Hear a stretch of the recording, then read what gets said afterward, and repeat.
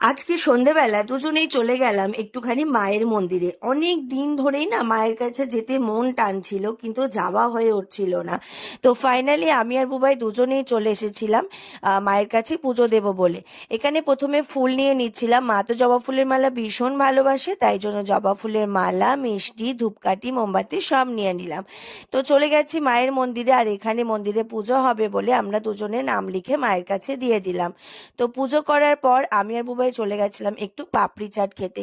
এখানে পাপড়ি চাট ভীষণ ভালো বানায়, তোমরা এসে এখানে ট্রাই করতে পারো। এখানে এত ভালো পাপড়ি চাট বানায়। তারপরে আমি আর বুবাই গেছিলাম একটুখানি বাবার ওখানে আলু নিতে। তো আমরা ওখান থেকে আলুর বস্তা নেব বলে চলে গেছিলাম।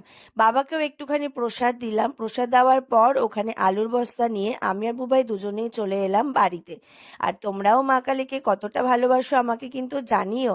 তো নেক্সট ব্লগকে দেখা হবে, টাটা।